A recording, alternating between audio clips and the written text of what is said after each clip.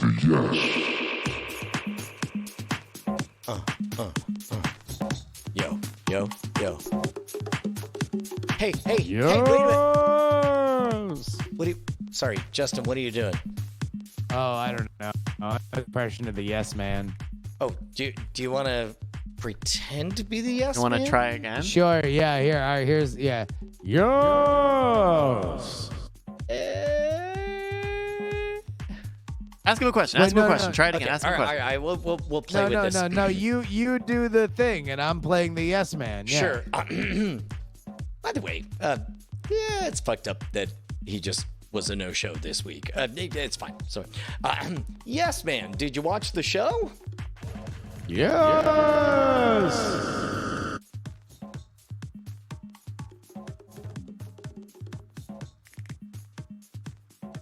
See, Ask him another normally you would question. Try another say, question. yeah, Okay, you would say another question, right? Yeah. Like, No. I'm trying to roll with it. It's just like, it's weird. It's like, I mean, you don't even have a wig on, and I'm trying to pretend. well, no, we're just doing a bit. We're fine, doing a it's fine. funny No, bit. So maybe okay. they say some shit to the yes man that you would never say to the yes man, because I'm not the yes man. I'm just your yes man impression. Some shit I would never say to the yes man. Yeah. Hey, man, do you love the Cold War? Anyway, later. See, that's what the yes man would say, right? Yeah, Fucking yeah, no, you'd gotcha. punch out. Yeah, Gotcha. You did get me. That was a good one.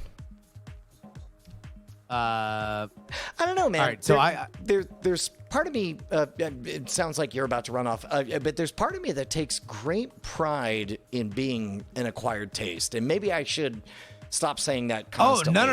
No. I love being an acquired taste. Like that is all of my favorite things. Like the people that I love the most.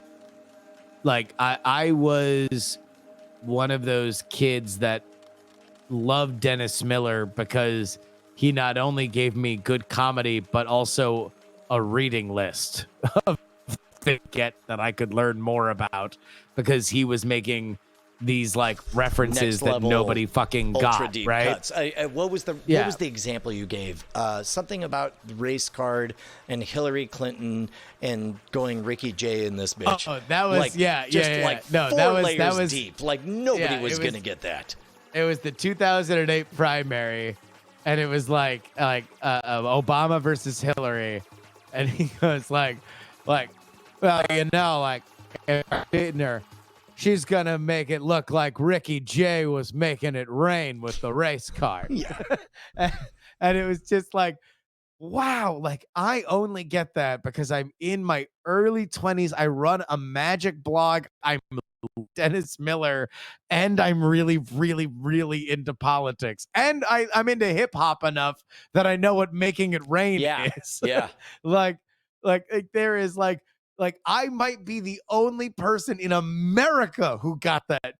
Sure. Like dozens of us who understood what he was saying, but holy shit, is it a funny visual? And I think there's something to the complete unrepentance, similar to Norm Macdonald, right? Like in his case, it's more like he genuinely doesn't seem to care whether or not you're offended by a thing, but like Dennis Miller doesn't care whether or not you got the thing, and I think that both you and I are attracted to the Double Black Diamond challenge of those comedy experiences. Well, mostly because it's rewarding, right? Like you feel that little journey that happens. As much as I love broad comedy, I also love that little journey of like, oh, you made me go from here to there in my brain, and I feel good that I went there. Yeah. And so part of it is like, that's why I don't like to explain references or in jokes. Like, even when we go from shit from like a pre-show joke to a regular show joke, like unless it's something very specific that's like the underpinning of a conversation, I don't like going back because I want to reward the people that listen to the pre-show. Like I want to reward it, like, oh, this is a little joke that maybe people don't get if they're only listening to the free show or they only listen to the main thing. But for those who listen to the pre-show, like they're the fucking like hardcores. Like I dance for them. Yeah. Like, and I want to get something back. And maybe that's what we both currently love about the Patreon experience, but also loved past tense about the network experience, where, man, getting up on stage in front of what I always thought of as a hostile audience, and they're not hostile, but they're not there to see you. You know, like the vast majority of all of the stages I performed on, nobody was there to see me, and it was up to me to win them over. Like, man, the Twit days, like, talk about that dedicated audience that was there for tech news, and pop up these two assholes who won however many of them we won over, but like, I love it. I'm so proud of us, and I'm proud of those who have joined us. I mean, it's great. I think that the question was interesting because there were always going to be people that hated us, that gave us a shot, that listened to us and were like, they don't like comedy. And we're on a tech network, and we're always going to be comedy on a tech network, and they don't like us for a million different reasons why people don't like comedy, right? But then there was an element of Twit that loved to watch everything fucking live. Right. We were not only their extension of the shit they could watch live, to the, like, we wanted to make the live audience more of the show than an average Twit program. And that audience really fucking loved us, right? Like that's where I think we really kind of meshed with that DNA. But yeah, there's always going to be a part where it's like, oh, All About Android or Ham Nation was fucking right before us, and now it's these fucking jackoffs. Well, and plus also looking back on those days, I think you and I both knew what the safe recipe was, and we never discussed it, but there was an unspoken like, yeah, we're not going to do what's safe, right? And I'm proud that DNA has lived with us for so long, and I think that's a big part of what has brought us, the incredible, powerful dedication of the folks that we have. Yeah, I mean, to be totally honest, I think that you being far deeper into entertainment than I was at the time, really at all times, but specifically in those moments, I think you knew a lot more of the lay of the land and the road, and it is a credit to you that you never like gave me boundaries unless they needed to be there. Like unless it was something that was definitely over the line or something that was definitely needed to be pulled back. Otherwise, like, it was just me, less cursing, but like, we all, all the games and the bits and the characters and all that stuff, like that was all what it was. And that became a lot of the DNA of the show. I think from your perspective, you could look at it and say, okay, we're not going to play it safe. For me, I didn't really know that was a thing that we had to do. Like for me, it was like, oh, they want BB live show on Twit? Well, fucking A, all right. Like they're calling us up to the big leagues. Yeah. On the flip side, I think the hard thing for me to give up was the idea of giving myself over to any kind of structure. And when the warden sat us down and explained to us, here's the thing, is nobody knows whether or not the bit that you're doing is going to end up good or bad. The least you can give them is the firm knowledge that it will end in 20 minutes, right? Yeah. And she was right, 100% right. Yeah. I mean, now we have no problem talking about, you know, which act we're in of the show and calling it out as we go.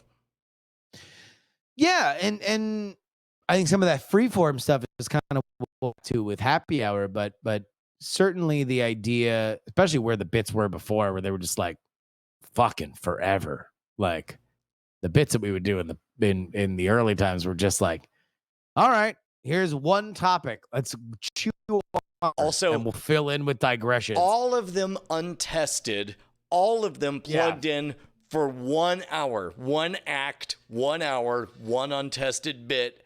Let's see. Let's go. That was us going from Beethoven to the Ramones, because we used to do it for 4 to 6. Yeah, we used to do it from like 4 and then maybe double that depending on what everybody else had to do the next day. Because we were constantly practicing. But you're right. Like to us, it felt like so only an hour. So whereas we joke about like it's an hour of it, like it used to be it's only an hour of it. like that would be our tagline. But yeah, no, we've said who the warden is, right? Yeah. In the past? Becky Worley? Becky Worley. Yeah, Becky yeah. Worley, Yeah. yeah. Becky Worley was fucking so nice to us, so fun to us, because she actually gave a shit about the show. Yeah. She listened to the show. And that was a bit of an endeavor early on. And she's still killing it with Good Morning America. Oh my God. She is fucking crushing it. Totally. Well, and she was so patient when, like, I remember, I don't know if both of us were out there.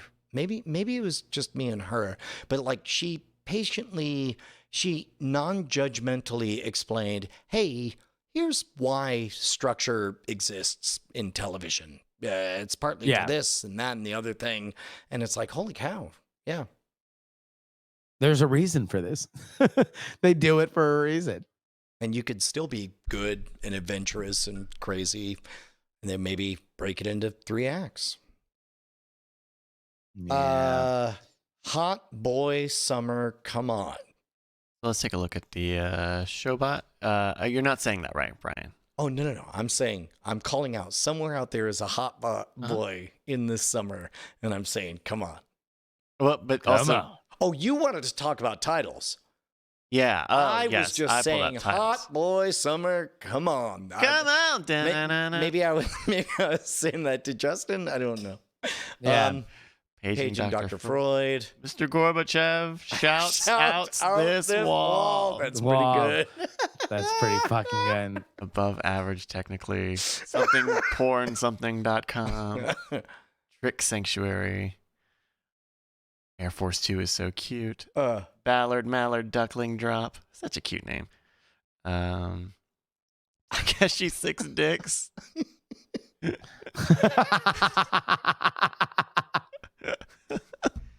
Stupid. You know what eggs are. More Quibi jokes. Look, I'm sorry there's more Quibi. We had to do it. We had to. Tetrachromatic vision. It's very funny.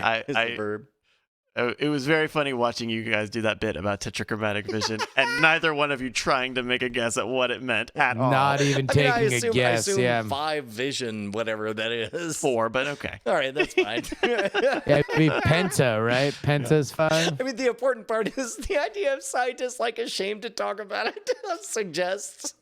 I like that they are suspicious. That's a funny scientific term. No points for Brian. It's a good plane. Size does matter. It's all about where you pilot it. Caught me Fred-handed?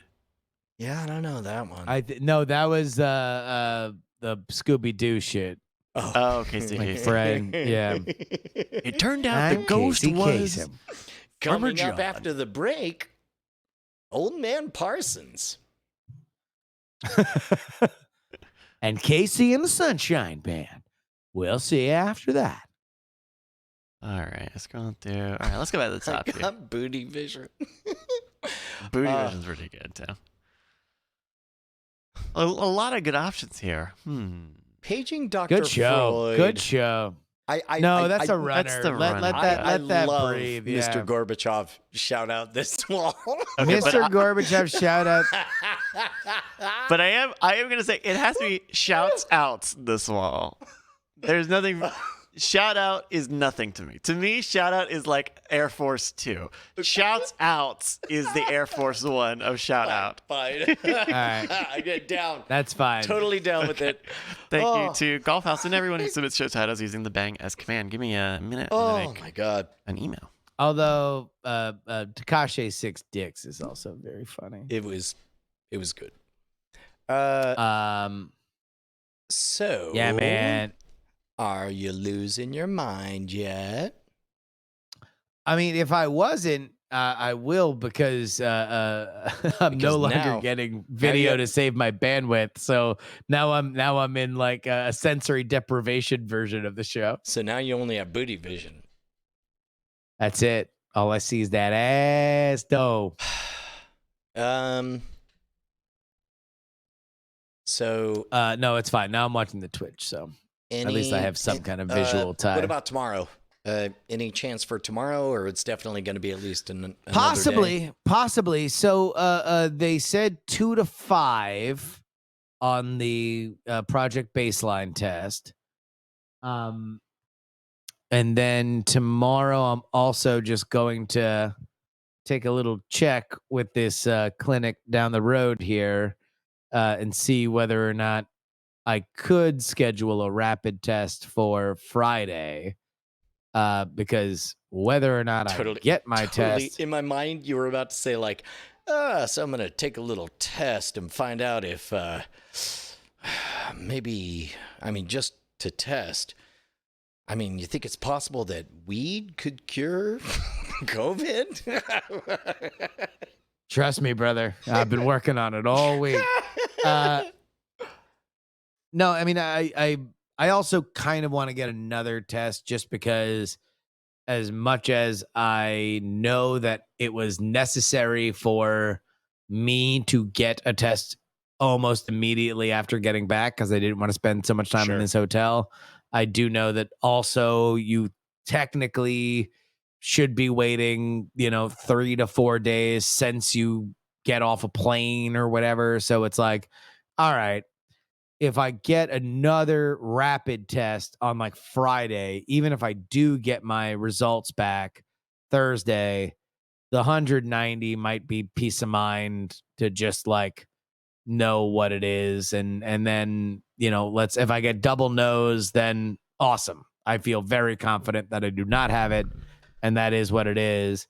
Beyond that, if I have it, then, I guess I'll just get used to this or another fucking hotel room for a little bit. I mean, it's a little bit like, this probably will come across as more crass than I mean it, but it makes me think of how many years me and Bonnie were both on the pill and using a condom, where it's like it wasn't about knowing whether one or the other worked.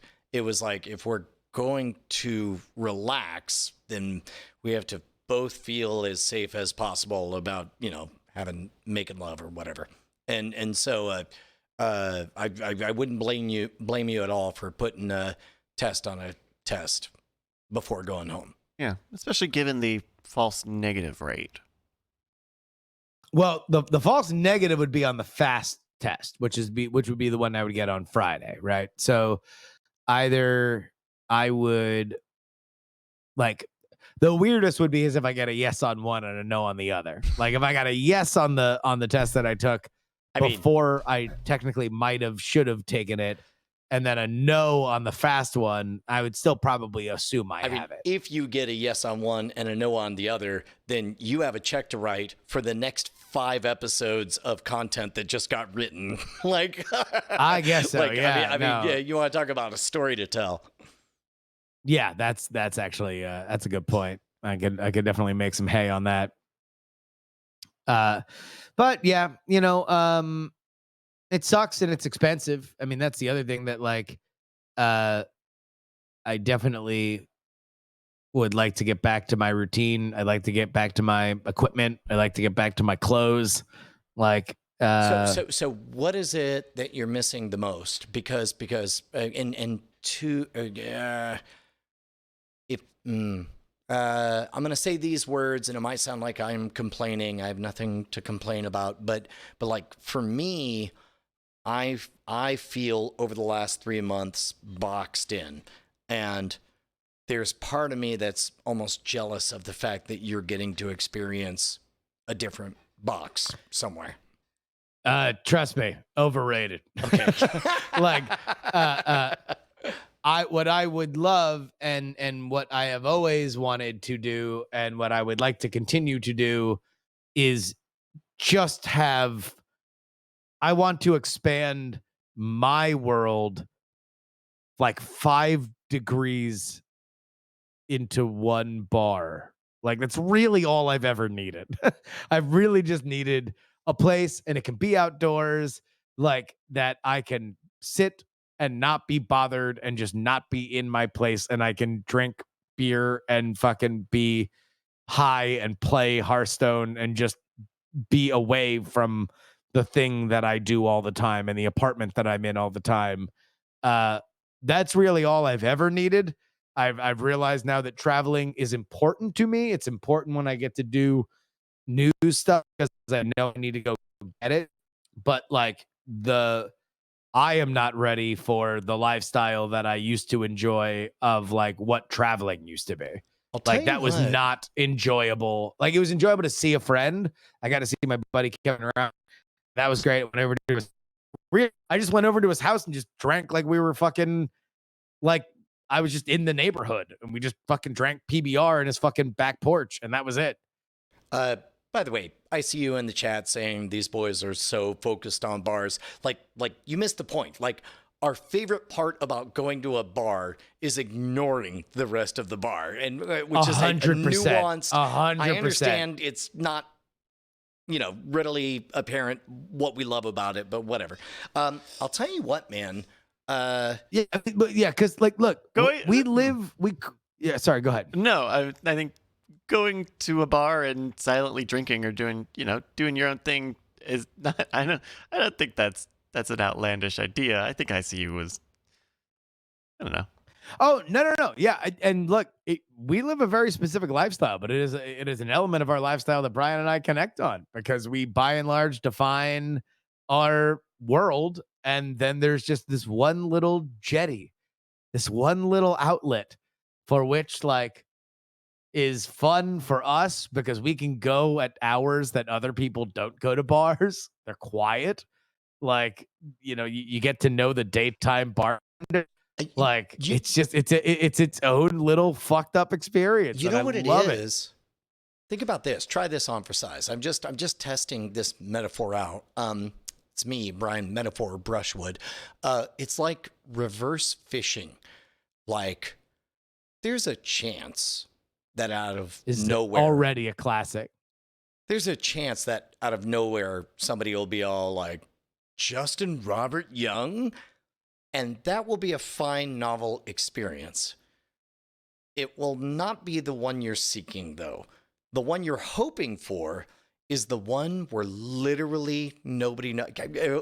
Didn't I start texting you all the lyrics to Cheers saying, like, sometimes you want to go where nobody knows your name and nobody cares why you came. Sometimes you want to go. Anyway. I don't know. It's a little bit of that gambling might not go great, but the thing I'm hoping for is the thing that is almost certainly likely to happen.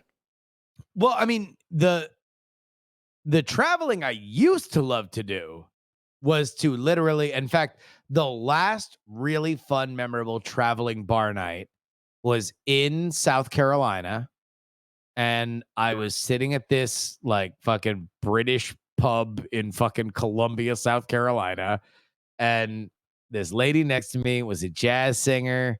And she was, black lady from Charleston. She was explaining to me how Charleston had changed and how, the Gullah community like used to be, a very vibrant and now it wasn't. And then she like went into a full-on conspiracy about how coronavirus was fake. And this is before coronavirus got big, right? This was when it was some shit that was fucking up China. And I fucking adored it. It was the best. It was everything I love about getting into a random conversation at a bar. It was like these are the people. This is part of why I flew out, because I got to have this conversation where this lady is like charming and fun and creative and kind of fucking crazy, and telling me that the coronavirus is shaped like the sun, so therefore it wouldn't affect people in Africa who have seen more of the sun. And it's like fucking scientifically dubious, but boy, is she fucking on it.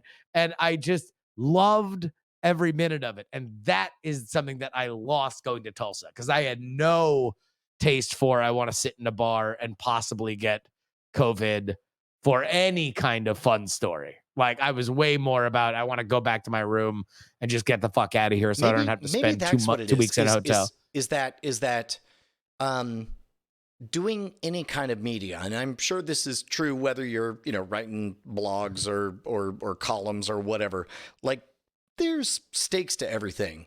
Like, I can't think of a lower stakes environment than a bar in a town where you don't live.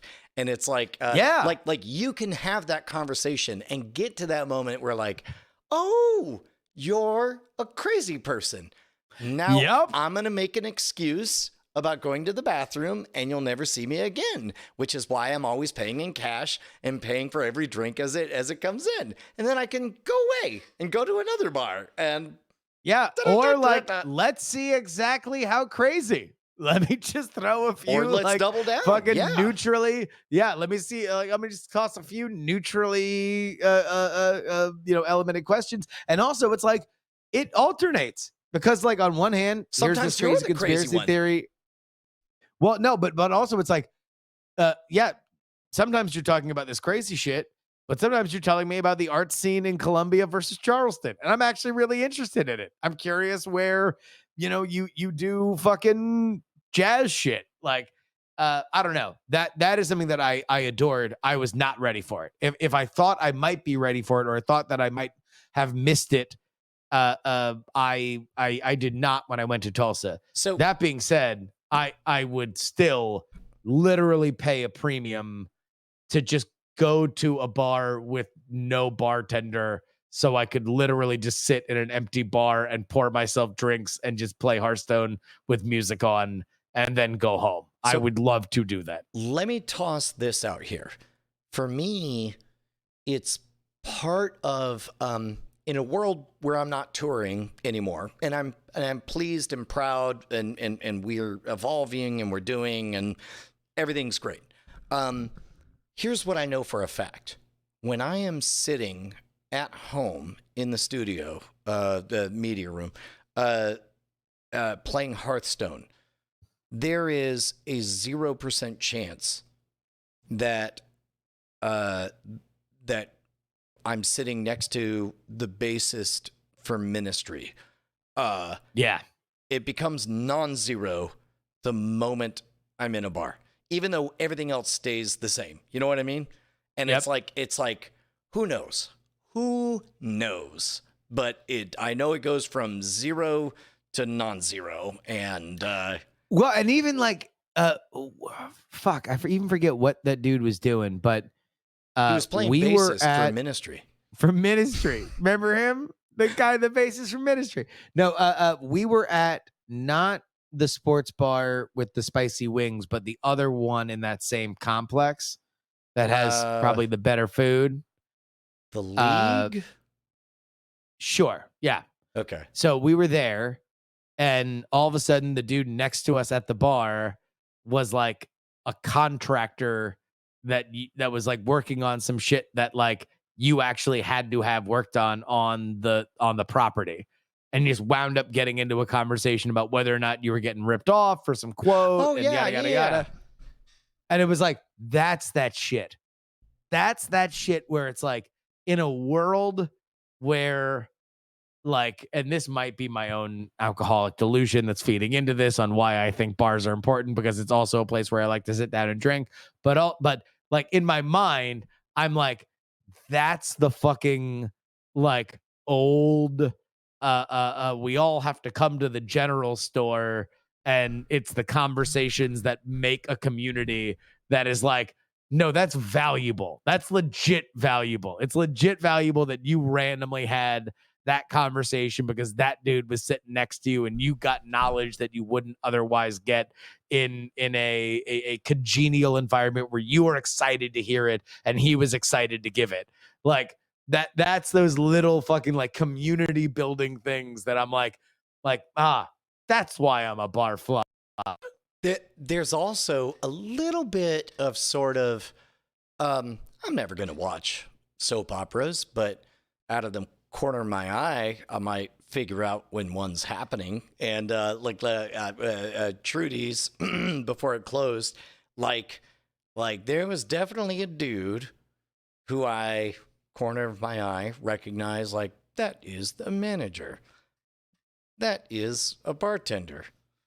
That is a manager and a bartender being cozy. This is like a very slow motion story that takes place over months. Yep. And then at some point, you're like, that is the two of them on a day off, maybe on a break, having food together. And it's like, they are definitely fucking, you know? And it's like, Yeah. I don't know. I mean, Bars. yeah. Bars. God. Fucking great. Bars. Like, you don't have to say anything. Can we do a benefit for bars? We should do a benefit for bars. Plus, the bar also, benefit. okay, there are those rando ass moments when sitting alone, like going to Trudy's. I'm gonna talk about Trudy's because it's gone now. But you know, me playing Hearthstone or whatever, and I remember I forget what the meta of Hearthstone was at the time, but I just remember losing and hearing from 2 seats away this bald dude just saying, fucking druids, man. And it made my day. It was the best. It was awesome. There's one dude at a brunch spot near me that has like a bar, and every once in a while when Ashley's like out of town, I'll just go to that bar and I'll get brunch. But the Sunday brunch bartender, the couple times that I've gone, I'll always sit down and just play Hearthstone, and he's a Hearthstone fan, and he has multiple times that he's done it, like started up the like awkward, like, what are you playing? Hearthstone. I play Hearthstone too. What decks? Like, it's like, all right. By the third time that he did it, I'm like, dude, this is the thing that we do. Just ask me what deck I'm playing. I get it. You're the bartender who likes Hearthstone. I'm the guy who comes in on random Sundays and plays Hearthstone. We can dispense these pleasantries. Which by the way, option one, where, hey, I'm the guy who plays Hearthstone. You're the guy who secretly loves it. Let's recognize that. Other option, you can keep pretending to see this for the first time or whatever. Both of those are fine. The one I'm not cool with is somebody half my age saying, whoa, Hearthstone, I remember that one. like that motherfucker can get fucking banned. Oh, yeah. Well, there's dicks at bars, man. Dicks at bars. We've talked about all the beautiful things about bars, the amazing, gorgeous angles of them. But boy, are there some sharp valleys, because yeah, there are some dicks, man. People get fucking mean. People are dumb. People are stupid. People are uninteresting. All right. People are fucking garbage. So you and I have the luxury of going to bars at very, like, I think in general, if it's the busiest times, you and I don't want to be there, right? No. What's really, like, if you've got a crew. yeah, Okay, but fine. I need to be like ensconced in a crew. I don't want to go to a busy bar ever. But what's wild is, audiobook playing, sit down, Hearthstone, see an awful lot out of the corner of your eyes, right? you start to recognize, you recognize the bartenders, but you hope they don't recognize you, because then it'll be like a thing, right? But then you notice how maybe somebody treats a bartender, and you're like, and you wait, and then he's gone, and then you just casually throw out like, huh. So that guy, huh? like I don't know. There's something. There's something pro about the relationship, in such that it's a relationship. I mean, it's its own dynamic. There are few things cooler than becoming a like regular at anything, right? Like a regular at your coffee shop, a regular at your favorite restaurant. Which, by the way, I hate the moment that they recognize me. But I love the professional courtesy of them. I don't know, either owning the relationship or continuing to pretend that it's my first time to show up. Anything in the middle makes me uncomfortable. No. Yeah. What you don't want is the mushy middle. Yes, you don't want the like, hey, back again. Right. Sloppy bullshit. Yeah. Right. Yep. What you want is like somebody walks, like you walk in and the drink just starts getting poured. Oh, that's and you put it right there. That's great. I show up, there's a Diet Coke already there. And then they wait until after my lunch is over, and then they just casually throw out there like, so we're doing a IPA today or no? Where it's like I'm just like, yeah, that's the groove. All right, you got it. We're there. Yeah. That's what you want. You want the, like, we all know, but that's the skill of the bartender. The skill of the bartender is memory. Like, you just know the people, the problems, what they like, what they don't like, whether to say out of their face, like when to fucking signal them for another drink. Like, these are artisans that have been put out of work. Hi, I'm Justin Robert Young. As we speak, bartenders are currently not serving drinks and performing their essential duties. Please write your local congressman and make bartenders essential. Well, and the tricky thing is, look, I get it. I'm predictable, and it's something I hate about myself. Could at least one of us try to make it not feel like a peg that I belong in? Like the worst is when you come in and the bartender's like, hey, Mr. Migas, you want those Migas? Let me guess, this way with that one and the other. And it's like, well, not anymore. Yeah. No, that's crass. That's a shitty waiter. That's a bad bartender. Like, what you want is like the bartender, bedside manner is very solemn. Like, it's very like, welcome back, brother, to the secret society of being cool. And you're like, a silent nod to you. Like, is it all as you've wished? Migas with the other thing and still the other thing? And you go, yes, brother. And he goes, it'll be only 5 minutes. Like, that's what you want. You want something that is like kind of solemn, kind of hush hush. Like, and if there's enough that they can lead with, like, then and they already know and they're already like putting in, like, that, even better. Like, now you're fucking like, they're basically AI. They've already got you where you want, like, beforehand. Well, and that's what it is. If anybody is a bartender who's listening right now, you have no idea how far you get with somebody, a regular, walks up to the bar, just the briefest of eye contact, a bit of a nod and a smile, and it's like, I don't even know when you'll get around to taking care of me, but like, I know I am taken care of. And it could be 30 minutes before I get your attention or have you ask a question or whatever. I mean, it's like, but like, meanwhile, most bartenders like practice the casual art of avoiding eye contact constantly because they know that eye contact equals somebody else asking for another goddamn thing. Ooh, Jung Sung says, my favorite is when you walk into a bartender and he goes, hey, we just got in this new beer that you might really like because it's similar to that other beer you drank. Oh, that's a good one. Oh, no. Oh, do I love that. The only way that gets better is he said, oh, got a new one. I know you like the so-and-so. Hold on, give me a second. And then they take their shot glass and they pour just a little beep, beep, beep, beep of whatever the new IPA is. And then they don't make a thing about it.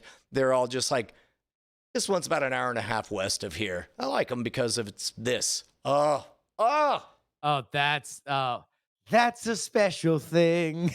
yeah, right?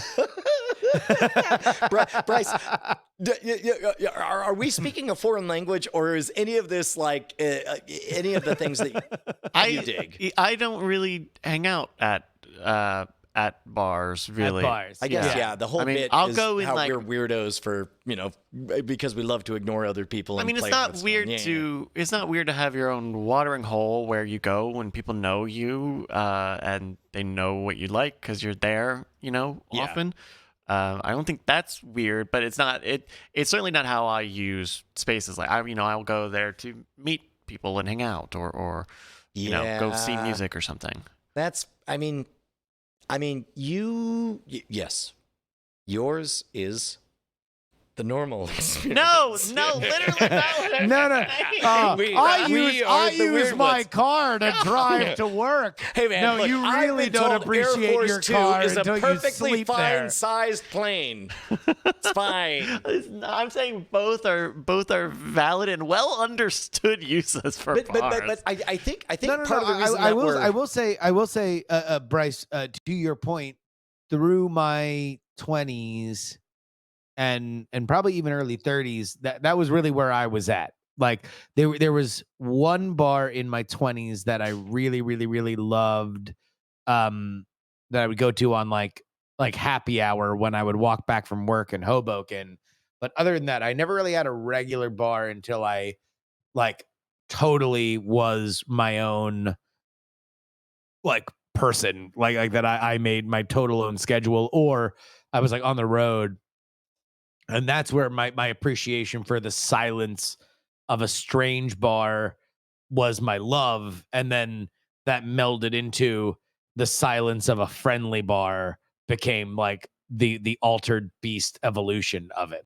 So I got a weird twist here. Is I can't tell the lemon if I should be jealous of is it better to know and care about the stories of sports? Because for me, every bar has a random picture generator, and I see the words, and I recognize the faces from those are the guys that have opinions about things, I guess, or whatever. But I almost wonder if I'm not better off because I don't give two shits about whatever that story is they're telling. In your life, yes, you are better. You are better for not caring and just knowing that there are people screaming about shit on the television.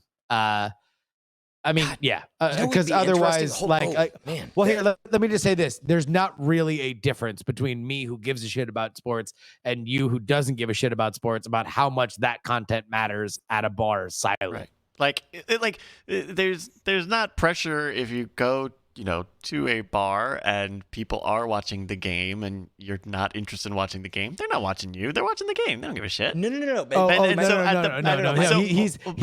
He's not talking about games. Yeah. I'm talking about like, would it be a value added experience if imagine if all the televisions were talking about constantly about the Hearthstone meta or whatever. Would I be having a better experience or seeing podcasts or whatever? Also, separate thing, it would be a really fun game for me because I recognize a lot of faces from sports television from my time at bars, and I have no idea any of their names or what they're famous for having done or said or whatever. Oh shit, that would be great to Just do a bit where you just do like Show me people that do face. daytime or morning commentary. commentary and just ask who you are, who they are, and what they're talking about. I know that there's an old dude that is bizarrely framed with three people on a table side by side, and the show's called HQ with upside down question marks for some reason. Love it. I know there's there's that black guy, a Whitney Brown, I want to say, but I know that's not right. But Whitney Brown. No, stop. This is a whole bit.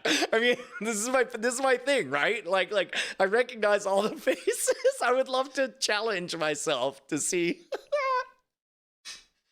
So I guess to your first question, to your first question, right? Like, would you like Stephen A. the Smith bar more if you cared about the things on TV? Yes. I mean, or am I somehow maybe getting a better experience specifically because I don't care about the things on TV?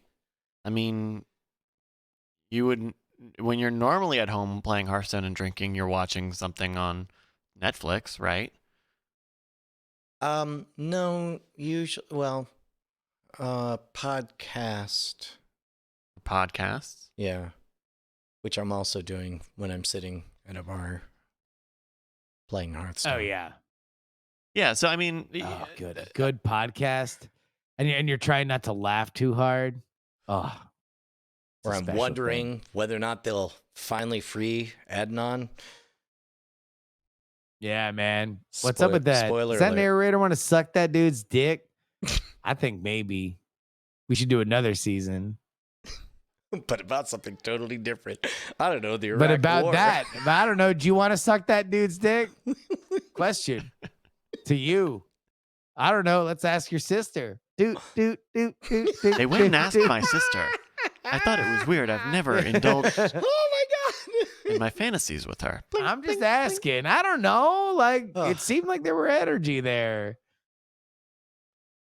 I think I have an answer because there's that sport of like if there are enough TVs, it's all sports. But there you are playing Hearthstone, trying to enjoy your IPA or whatever. But out of the corner of your eye, you see Marky Mark. You're trying to figure out which Marky Mark movie this is. You're like, what is a Transformer going to show up? You're like, no, he's I guess shooting people. Yeah. And then it's like, well, no, because there's definitely sometimes. Yeah, looks like there's definitely sometimes that it's he's just a cop pretending to be a okay, all right.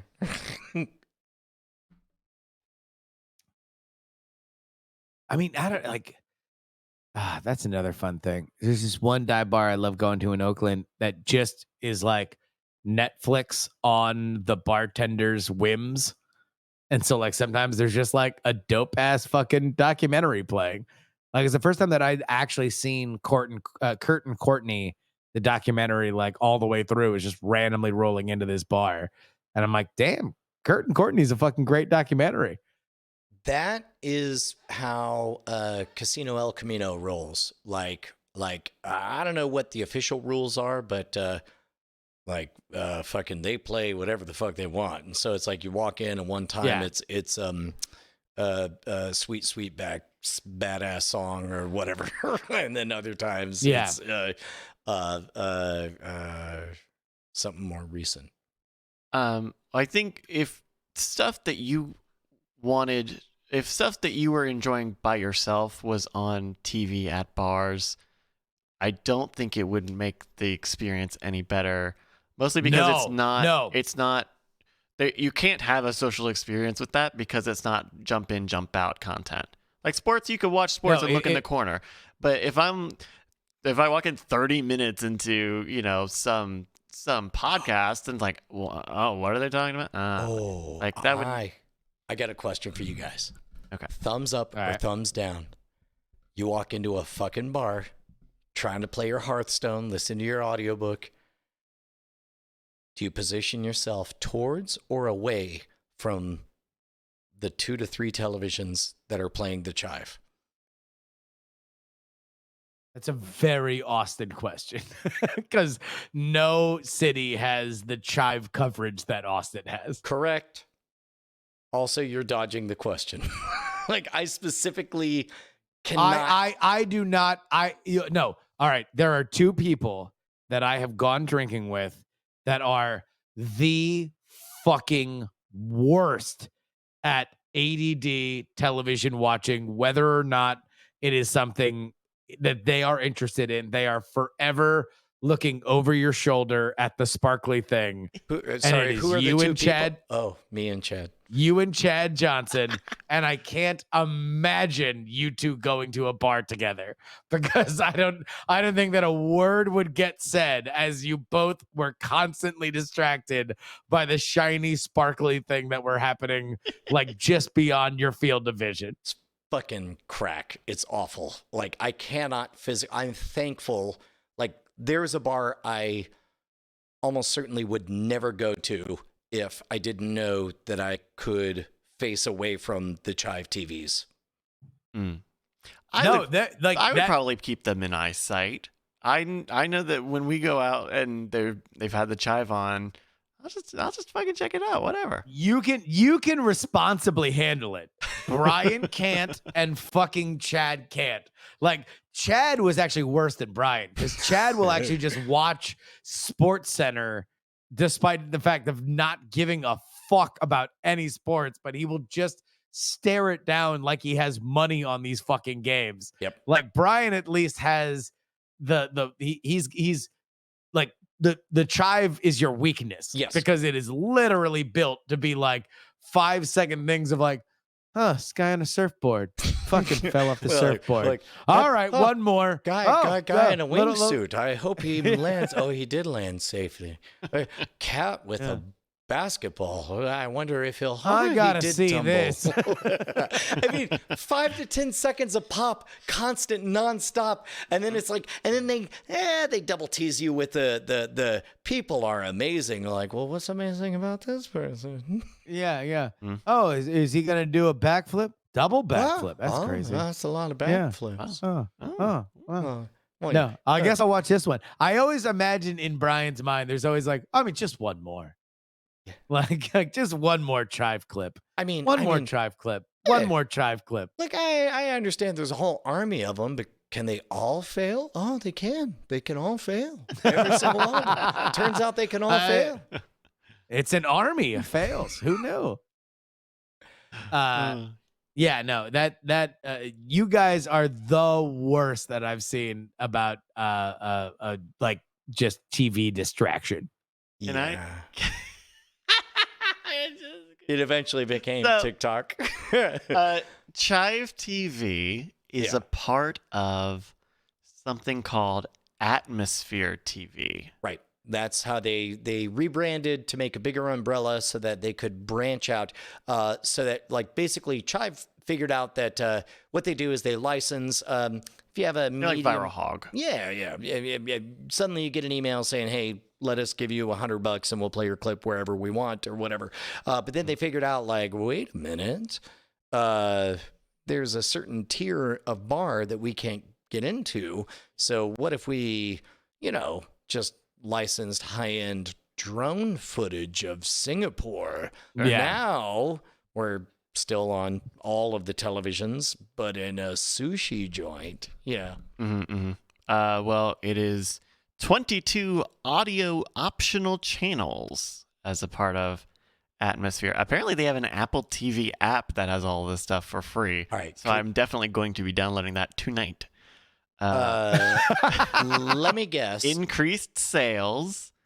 Engage your customers in a whole new way. Cute thing, a cute channel, a failed channel, a adventurous stunt channel, a viral hits channel, a slow moving drone channel. Shit, that's all I got.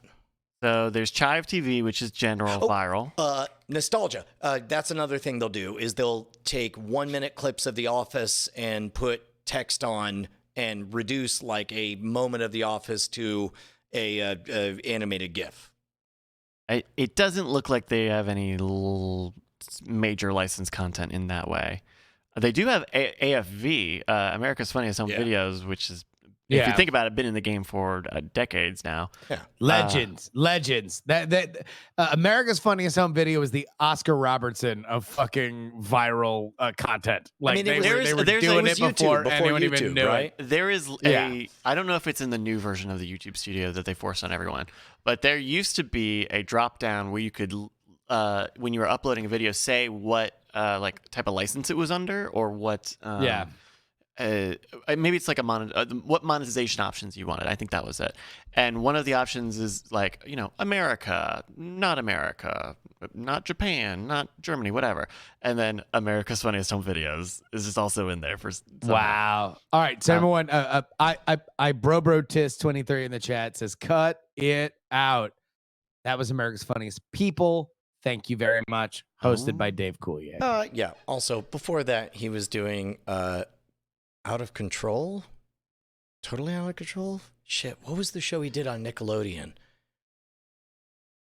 Dave Coulier. People are saying Out of Control, yeah. Yeah, all right. We're there. By the way, he was apparently, like, he got SNL and then was, like didn't get it at the, 11th. Out with at the very last minute, he didn't get it. And the next year, he got Full House. Like, it said Dave Coulier was about felt he was too similar in humor style to Bob Odenkirk. Dana Carvey. Dana Carvey, who joined the show in 1986. Who later went on to star in Better Call Saul. Dave Coulier? Dana Carvey? Dana Carvey? Dana Carvey, yeah. Oh, shit. He's in Better Call Saul? No, he's not. I'm continuing the joke. Oh. Okay. I thought it was just See, I said a wrong thing, and I'm continuing as if I said a right thing.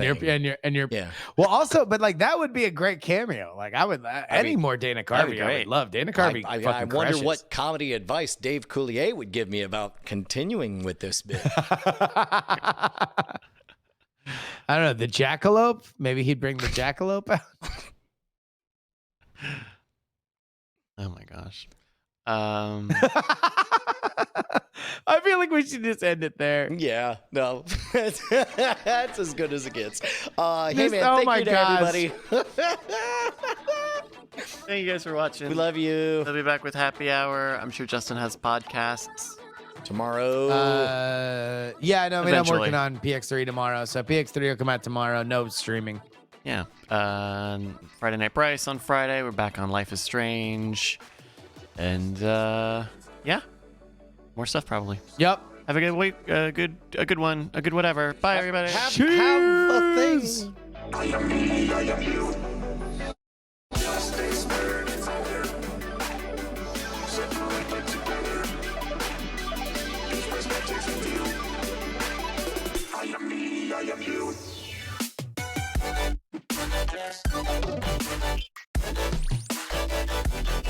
I am you.